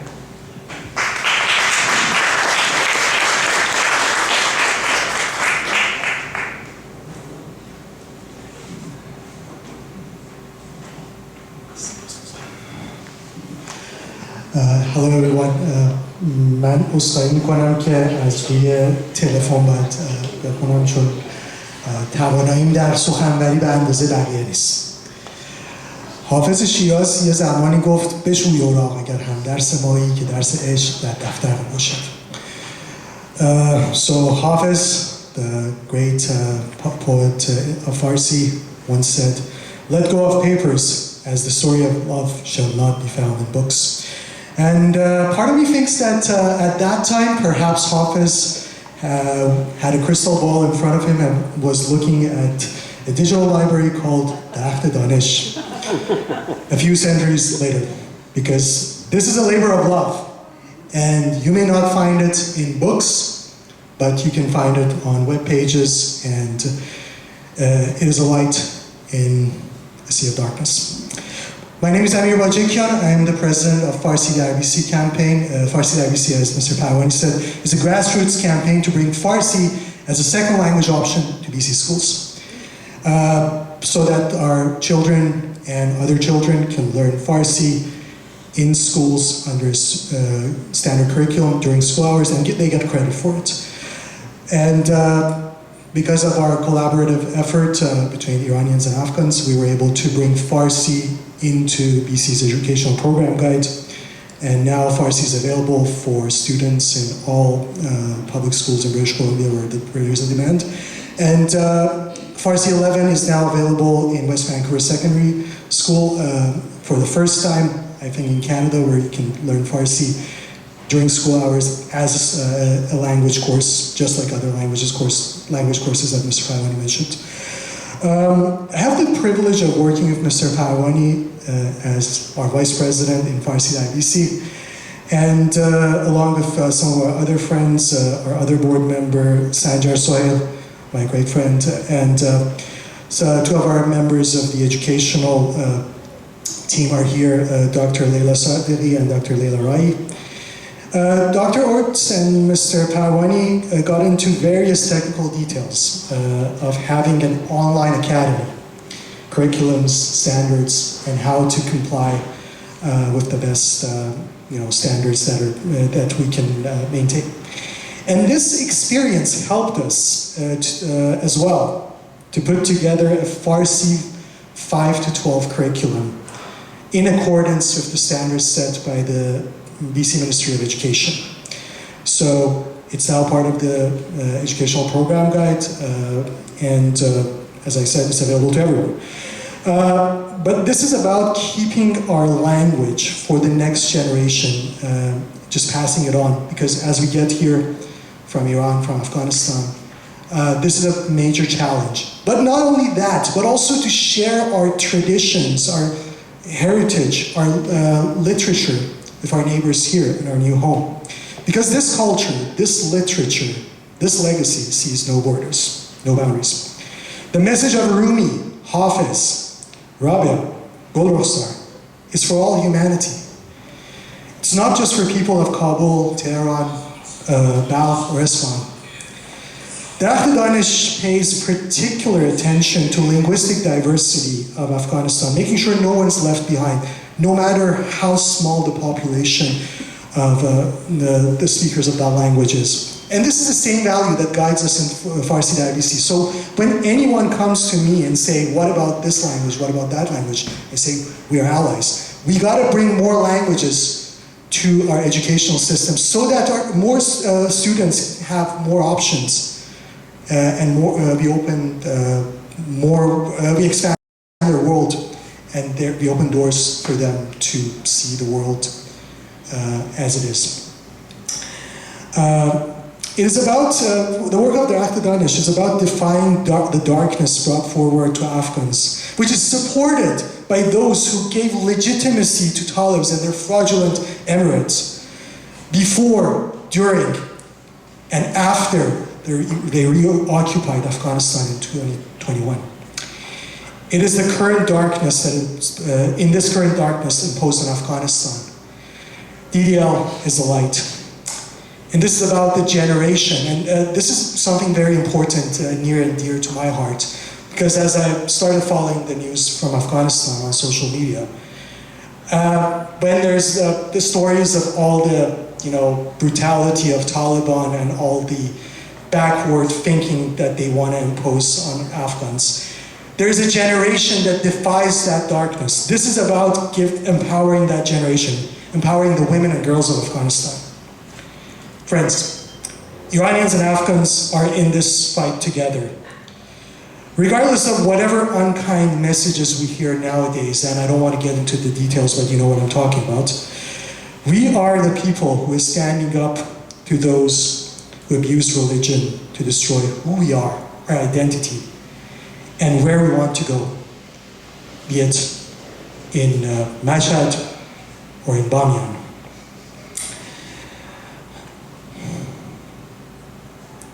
Women and girls of Afghanistan are on the front line of this fight, like their sisters in Iran. And this is why DDL is about woman, life, freedom. Friends, our ties are older than history itself. It is about Shahnameh, embedded in the words of Rumi and Hafiz. It is alive in the verses of Simin Behbahani and Wasif Bakhtari. And how fortunate we were in Farsi IBC to have the wealth of experience of DDL to create a legacy for all Farsi speakers in BC. I want to conclude by a post that I saw on August 15, 2021 on Mr. Parwani's Facebook. And this is something that stayed with me always, and it will stay with me. So Mr. Parwani posted a screenshot, and you may not remember that. And he said, and I'll say that in Farsi, در اوج جنگ و وحشت، در اوج ترس از آینده مبهم چنین پیام‌هایی می‌گیرید. حالا شما با هر ترفندی که می‌خواهید بیایید و این نسل را به زنجیر بکشید. And what was that message? It was a message coming saying, I want, okay, I gotta say this in Farsi. حل تمرین ریاضی 12 نیاز داشتم. زود فردا امتحان دارم. This was when Taliban occupied Kabul, when a student was looking for resources to study math. This is what we're talking about. And before I go, I have a little surprise here from the government of British Columbia, and to present that surprise from Premier David Eby, Nchست Wazir British Columbia, I would like to invite my friend Hania Barzegari, Dr. Hania Barzegari, the Ministerial Advisor to the Ministry of Municipal Affairs.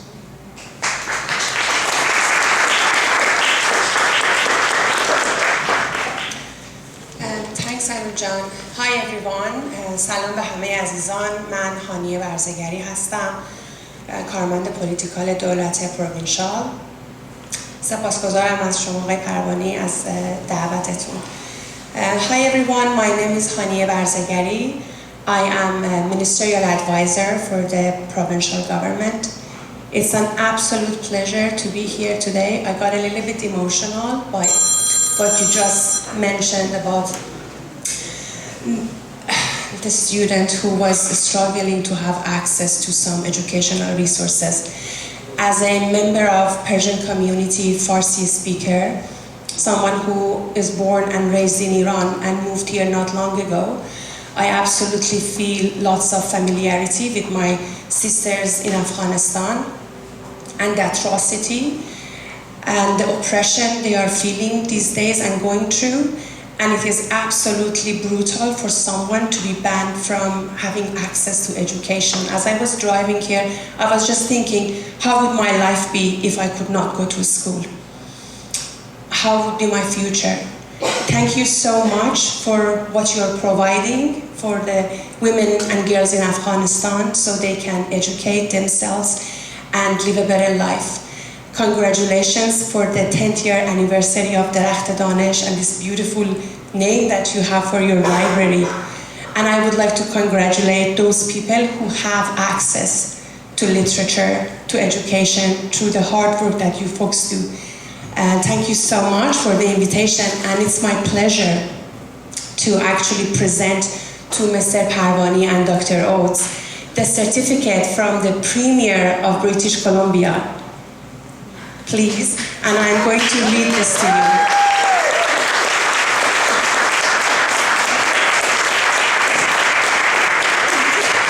If I may read it, and then I will present it to you. Happy 10th anniversary, درخت دانش Library. As Premier of British Columbia, I'm honored to congratulate درخت دانش Library on your 10th anniversary. درخت دانش, supported by the Canadian Women for Women in Afghanistan, has exemplified a profound commitment to education abroad, empowering learners and uplifting communities. By providing free, high-quality resources to people in Afghanistan, you have helped cultivate knowledge that nurtures brighter future.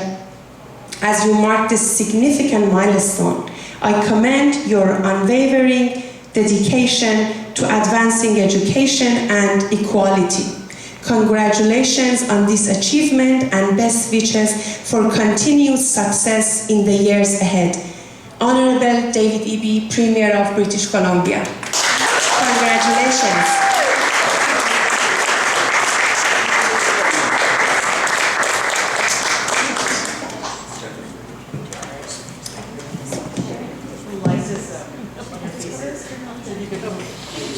Okay, actually we can turn it off. Oh, yeah, it's better.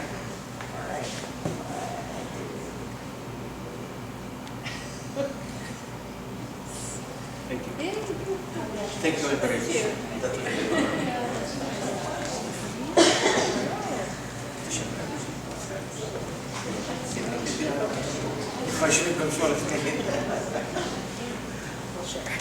Yeah.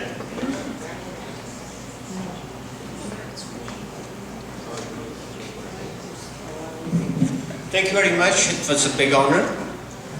Thank you again. تشکر از حضورتان، سپاس از حوصله‌مندیتان. آخرین صحبت جناب استاد شما می‌خواستین صحبت کنید؟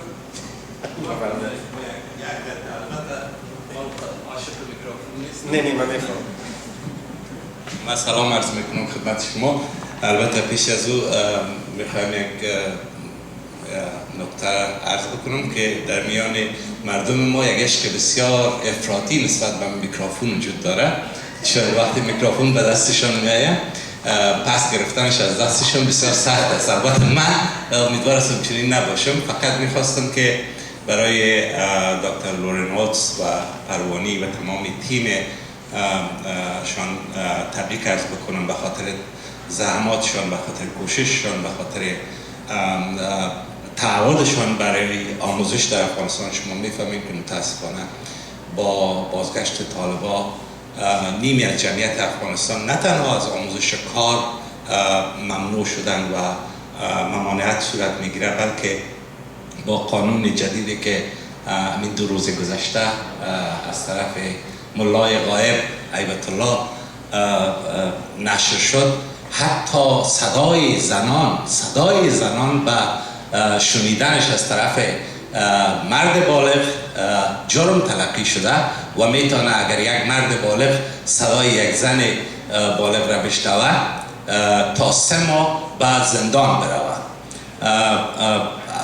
خب صورت زنان که طبیعتاً جزو افتخارات تاریخی از سرزمین بوده همیشه متاسفانه و بخش عمده از تفکر از او سرزمین حداقل در چند صد سال اخیر متاسفانه درگیر صورت زن، درگیر حجاب زن، درگیر موی زن، درگیر نمیدانم سیرت زن اینا بوده و هیچ کس متاسفانه حداقل با آگاهی که من از تاریخ سرزمین خود دارم، مردان بزرگ از سرزمین هیچ وقتی در مورد خودشان گپ نزدن، همیشه در مورد زنا گپ زدن و اون در مورد زنای همسایه خود گپ زدن.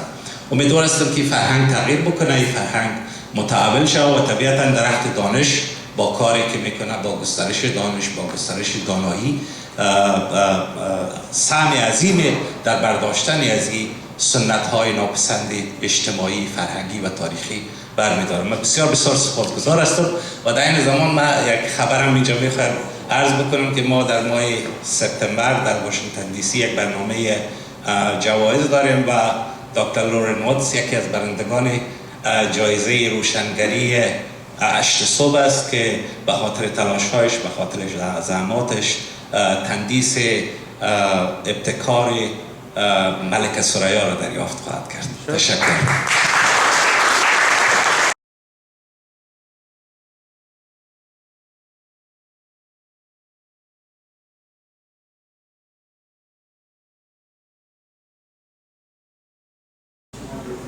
Hello everyone, my name is Sakina Razai, an Afghan who grew up in the stories of all the stories my grandmother and mother told me, because I've seen Afghanistan just for like 1 year or so. I came to Canada in May of 2023 from India.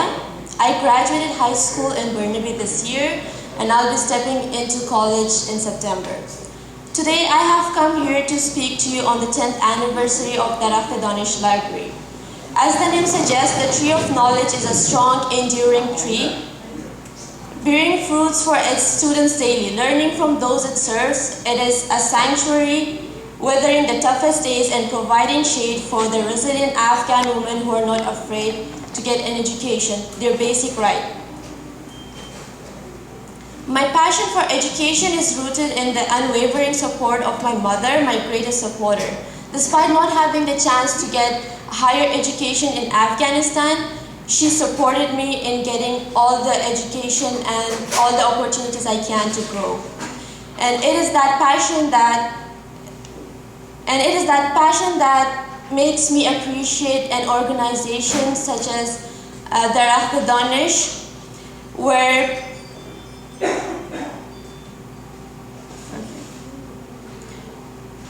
it is a place where students know their worth, where it is far beyond what they're getting right now in Afghanistan. It is a place where they can learn the importance of digital literacy, mental health literacy, and their basic introduction to trauma, which is very important to grow. They become very self-aware and go on to be empowered to write the pages of their futures and break the generational barriers that we all face. We have gathered here not only to celebrate the 10th anniversary of Dakht Danish, but also to contribute to a world where educating girls and students is not just an option, but a fundamental and non-negotiable priority. Today we have some guests here with us. I'll start with Mohammad Mohib. Ustad Mohammad Mohib is a writer, public speaker, and a trainer. Muhammad has a master's degree in Islamic theology from Firdausi University of Mashhad, Iran. He has also taught at Herat University for 10 years and spent some time his PhD at Cairo University in Egypt. Muhammad has published several books on reforming Islamic thoughts and has provided analysis of Islamic extremism. In 2006 and 2007, he was a member of Curriculum Board of Ministry of Education of Afghanistan, and from 2005 to 2018, he was the cultural advisor of the President of Afghanistan. And from 2018 to 2021, he was the ambassador of Afghanistan in Egypt. He has appeared on international platforms such as BBC Farsi and BBC Arabic as an expert in his field. Next, we have Lorraine Oates. Dr. Lorraine Oates has worked in various leadership roles with organization. Lastly, as the program's director before becoming executive director in 2018. She holds a BA Honors in International Development from McGill University, an MA in Human Security and Peacebuilding from Royal Roads University, and a PhD in Language and Literacy Education from the University of British Columbia. She has worked with a variety of development organizations, multilateral agencies, and government designing, planning, evaluating, and in gender equality, particularly in war-affected countries. She is the recipient of several awards and distinctions, including a Queen's Diamond Jubilee Medal awarded by the province of BC.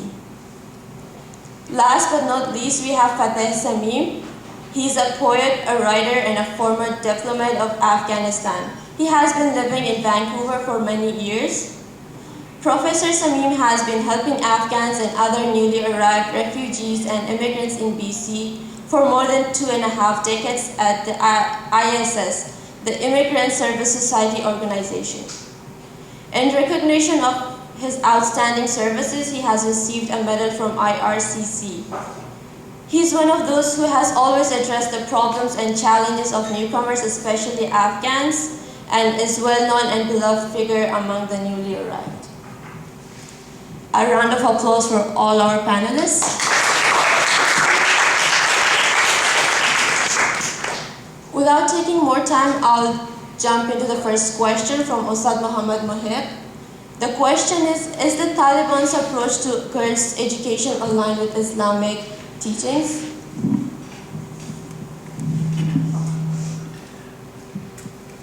Hello everyone. Thank you for Dr. Danish. I congratulate my close friend Parwanisa and Dr. Lorraine about their great achievements. Regarding the question, it is not easy to say yes or no. It's a very complicated subject. The Taliban and extremist groups claim that their ideology and their interpretation of Islam is the most correct interpretation of the religion. But the other side, majority of Muslims in the world, and also the majority of Afghan people, they deny and reject and say it is wrong interpretation. A few years ago, I wrote a topic about the ISIS or Daesh. The title was that Daesh,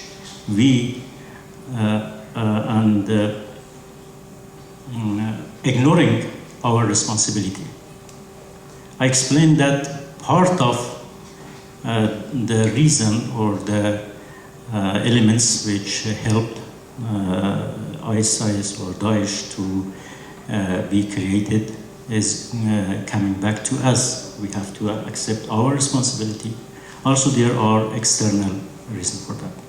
About the Taliban also, when we say their interpretation is not related to Islam, it's very difficult to say like that as a Muslim scholar, I say. But if you say it is the only interpretation or the most correct interpretation of Islam, also is not easy or claim or prove it or justify for that. So I don't have final and strict answer for the question, but I want to mention some points which help us to understand a little deeper levels of the subject. I think I have 5 minutes. Yeah. When we say something is related to Islam, it's very general phrase or general idea. We have to make a little bit details to understand the correct, the whole picture. The Islamic resources, the first and most important is Quran, which is accepted by all Muslim schools and all Muslim branches in the world. So we don't see any Muslim group in the world they have any object or any doubt about the Quran. The second resource is Hadith or Sunnah or the Prophet tradition. This resource is very arguable and it's controversial, and between different schools are big conflict. It was during our history and it still is continuing. The third resource is the Muslim scholars' opinions about Islam. Either they are founder of the Islamic law schools like Abu Hanifa for Hanafi school, or Shafi or Malik or others. We have Muslim Sufis, we have Muslim philosophers, we have Muslim theologians and different other scholars. So they have their opinions. The fourth resource about Islam is which was phenomenological existence of Islam during the history, which was accomplished by Islamic empires, Abbasid, Umayyad, Osmanid, and Muslim dynasties like Seljuks, like Ghaznavi, Saman, and others. Also, it was mixed with some subcultures of Persian culture, Indian culture, Central Asian culture, North African cultures. They were mixed with Islam. So now we have 4 resources about Islam. When we say this interpretation or this ideology is related to Islam or not, we have to see how is the connection between that ideology and these resources. I can say, I'm sure, and I can prove it, say that the Taliban ideology, especially the recent declaration they had about Amr Ma'ruf and Nahy Anil Munkar, something about the woman, it doesn't have much root in Quran, which is the first and most important resource for Muslims. But when we come to the hadith. Yes, there are some hadiths which are not valid or not acceptable by majority of Muslims or part of Muslims, but they have some hadiths to support their ideology. They can find some opinions among Islamic heritage and Islamic tradition among the opinions of Muslim scholars during the history. Especially when we divide the Islamic history between the first stage and the last one, in the last centuries in Islamic calendar, we had some scholars or some schools, they were passive and in medieval ages. And Taliban have something to find and support their ideology about that opinions. And also, when we come to the subcultures or some customs, some folklores, they find something to support their ideology. So if we want to argue with the Taliban and to stand against them and say, you are wrong, it's not easy conflict, not easy fighting. The first step we have to talk, you don't have proof from Quran about what you say. This is obvious, and many Muslim Islamic institutions like Al-Azhar in Egypt, Darul Uloom Deoband in India, Zaytuna in Tunisia, Qirawan University in Morocco, Islamic institutions in Turkey, they say that this kind of ideology or interpretation of Islam is wrong, based on Quran criteria. But when we go to the other resources, the conflict will continue. The text is not enough to defeat the Taliban ideology. We need to stand against them in parallel method. I mean, we need to continue our conflict and fighting against them by internal text. We have also external resources like the human rights declarations, the conventions, the international conventions, and moral philosophy. And we need to have more resources to prove that their ideology is wrong and their interpretation of Islam is not acceptable by Muslim communities. Thanks. Thank you.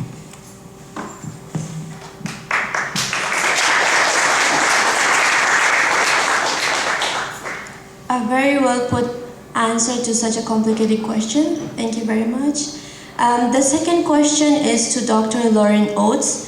The question, it's more of an overview of Afghan newcomers' children and their status in the BC educational system.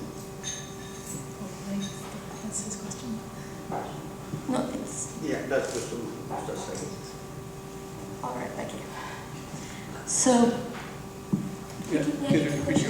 All right, okay.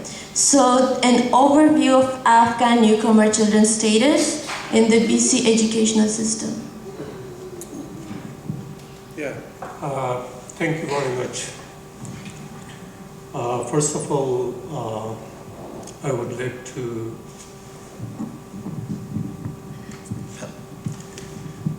before answering to your question, I would like to express my gratitude to the great team of Canadian Women in Afghanistan for their great efforts creating a very vital and important resource for the generations. Not for this generation, not for us, but for the future generation as well. Thank you for all your hard work and efforts.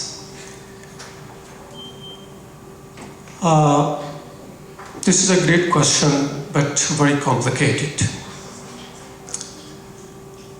Afghan refugees arrived at Canada in different eras.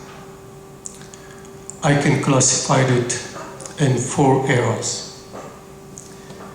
During the Soviet occupation of Afghanistan and during the interim conflict in Afghanistan among different war factions in Afghanistan, and after the fall of Kabul in the hand of Taliban for the first time, and after the fall of Kabul in the hand of Taliban for the second time, after 2021. So each category had brought varied type of refugees to Canada. Their level of education was different, and their education background was totally different from each other. For example, the people who arrived at Canada during the Soviet occupation, many of them they had low education, and some of them they have been lived in refugee camps for a longer time, and their children had education gaps. So catching up the school system in Canada, it was not easy for them. And at that time, we did not have a lot of educational support program to support refugee children here in Canada. Slowly and gradually, and luckily, IRCC and the provincial governments they identified the gaps, and they set up different support programs in the education system of Canada, particularly as I'm talking about BC educational system and metro and core education system that I'm involved in, and I'm living and residing here in this greater and core area. I noticed that Afghan refugees has several barriers, such as language barrier is the most important, evident, that we all witness. Many Afghan refugees in school, they are avoiding communicating with their peers because they are feeling shame and they are thinking that they are not able to speak. And they are isolating because they are not able to interact. And also some other factors such as mental health issues due to 4 decades of conflict and instability in Afghanistan. Many children who are living in refugee camps and outside Afghanistan, they didn't have access to formal education, and they didn't have accurate health situation. So they had a lot of mental health issues, such as trauma, anxiety, depression, and post-traumatic problems. So all these problems put great impact on the level of education of Afghan refugees. Luckily, after 2022, the large and big influx of Afghan refugee arrival in Canada, IRCC and the local governments, they put centralized educational support programs. They established refugee welcome centers in some cities where most of the refugees are residing. For example, in Suri we have refugee welcome center in the level of school district.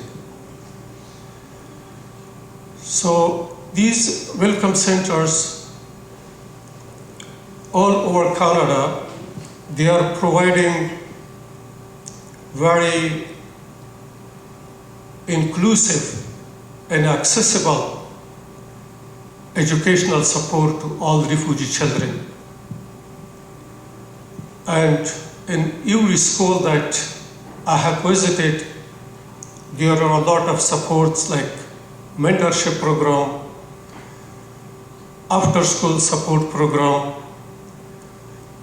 homework club programs, targeting refugee children to assist them with their educational gaps and educational needs. I think I answered some part of your question. Thank you very much. That was very insightful in the life of newcomer children and how they have to go through their own struggle to get what they want. Thank you very much. I think this is a good question. It needs collaboration between settlement agencies and درخت دانش Academy to talk on this issue. I think it will be very useful to get services from درخت دانش and Canadian Women for Afghanistan Women Organization, their support, language support, and other educational programs for refugee children. In their pre-arrival as well as when they arrive at Canada, especially at the few beginning years, that will be great. Is this something been explored before, or this is just you never thought to explore or reach out to? Yeah, I know our materials, like especially our children's books in the library, have been used by teachers and schools here for Afghan newcomers. Literacy. Yeah, and the videos, because we have a lot of video lessons as well, and it's from the language education literature, it's very important to have a bridge, and we have a lot of bilingual materials. So we have books that, like, one book is in both Farsi and English, or we have ones that are like Farsi English. Yeah, same version. Yeah, and these are great tools to help a child who's transitioning to a new language of instruction. So we're not doing it on a really formal basis, but we've definitely had a lot of inquiries from teachers and schools here, and some of the resettlement agencies. I would see this as a business model for the organization to maybe the first few books, few grades at least to be translated. So for those that they have, the first year is hard for them to understand the language and still continue. Because the way the Canadian system is that if you come in and you're at the age of grade 5, it doesn't matter if you know a word of English or math, you still go to the same class. Despite you were provided some extracurriculum or English training. But if Danish could be a partner with that. And what I wanted to see is, I run a non-profit organization in the US, so that's why I'm saying this is as far as the sustainability of this organization and expand. So these are all the opportunities if they could be explored.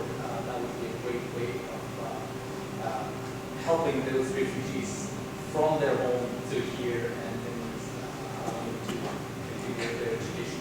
Yeah, no, definitely you're right. It's useful for that. And also just, even for families that are really settled and are doing well, for their kids to continue to access their heritage. Because most of our books are, written by Afghans, they're set in Afghanistan, they're culturally relevant. So both the bilingual and local language books are nice for, families, however long they've been here, to have access to. Well, then you've got a contact, so that's the conversation to go to this. And just one last thing, because of the expansion, you mentioned a little bit about the overall plan for future expansion that we'll ask the next 5 years. There's a online university that a lot of people may not know. It's called People University. It's just People University. Offers free degrees to masters and bachelor. It's free for people, especially people in the third world countries. They get it free, just $100 for admin. And I sponsor many families to just do those classes and those programs.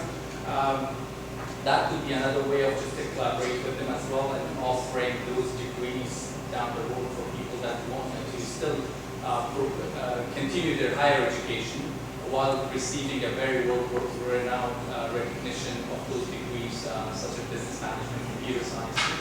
And it's just online, and it does not require a huge bandwidth or internet as well. Yeah, we kind of see where people are going to school online through the applications we receive for our remote communication assistants. And we do see applications for students studying at University of the People. And we also maintain a database of organizations, loosely called, some of them are just groups or volunteers, but some are formal organizations that are doing some kind of alternative or virtual education for Afghans. And we just updated it recently, and there's 102. So these are like in almost all cases organizations that were founded August 2021 and later. And most of them are volunteer run, but collectively they serve many students. So there's a huge amount of activity in this area.